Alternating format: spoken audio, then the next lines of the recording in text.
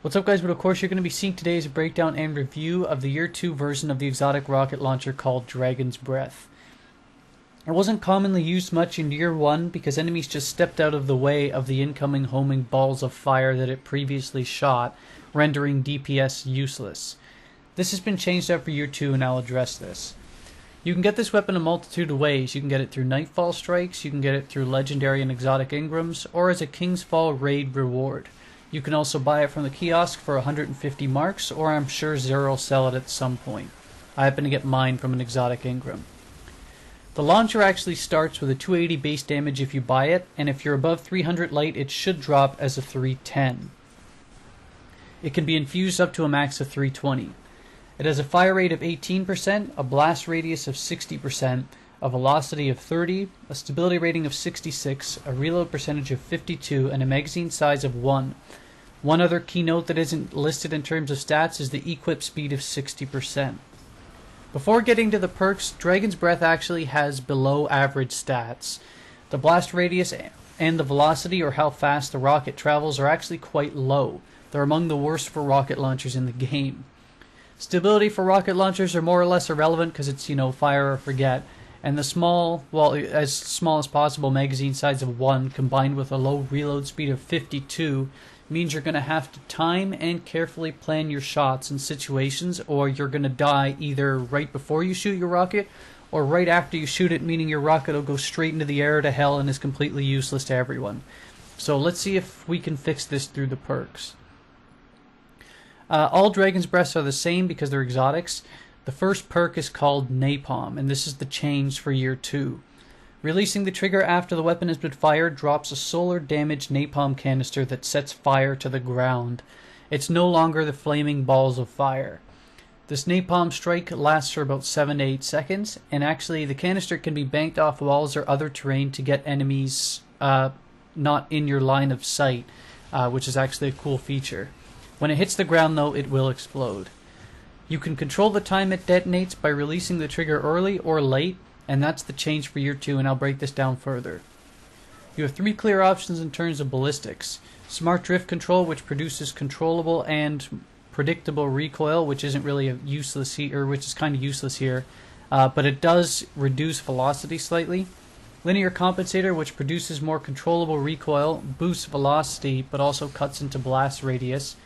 And lastly, Confined Launch, which greatly reduces recoil but massively cuts into velocity.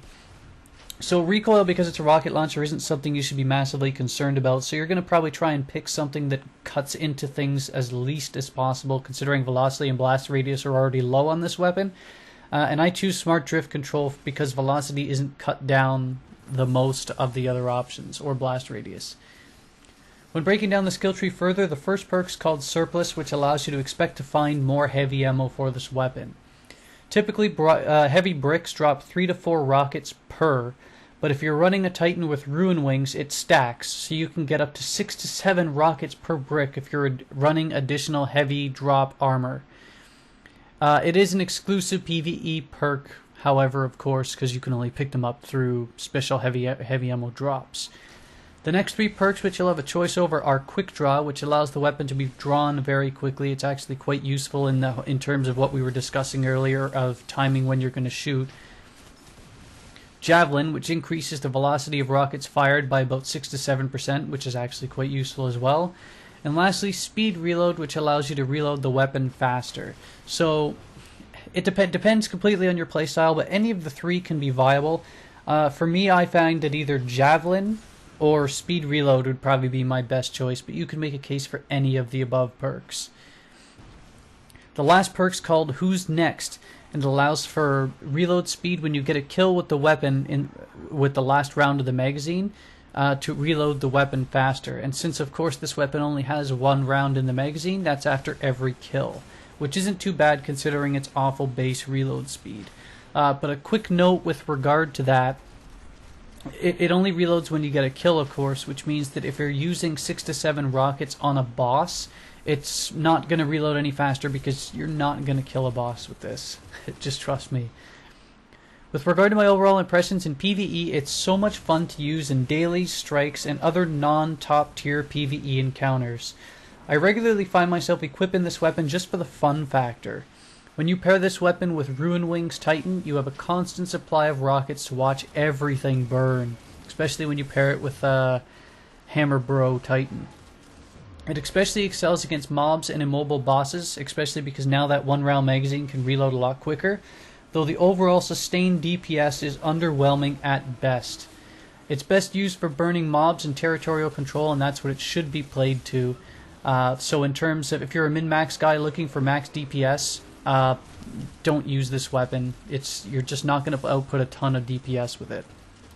In PvP, you'll hear about how it can be best utilized for area control and can be effective in the right hands, which is true, but I'd leave it out of the Crucible.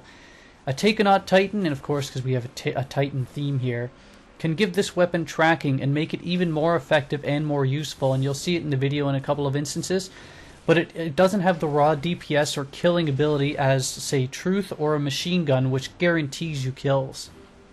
If you do manage to get someone walking into the fire, or you shoot at, say, a conquest flag when multiple enemies are trying to take it at once, the damage rate of about 25 per half second or so is quite intense. You can definitely, in terms of territorial control or getting an area back, this weapon can come in great handy. But it's not good in terms of raw killing power. I would look elsewhere in the Crucible.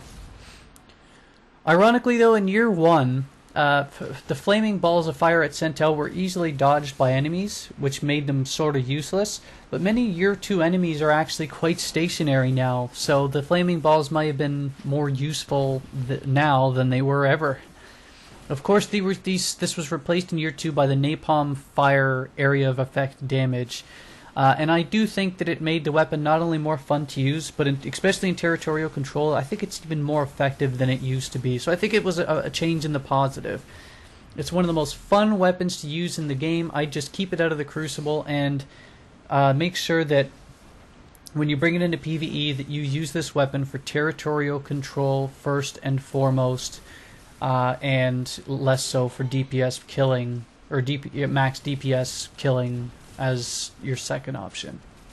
See you later.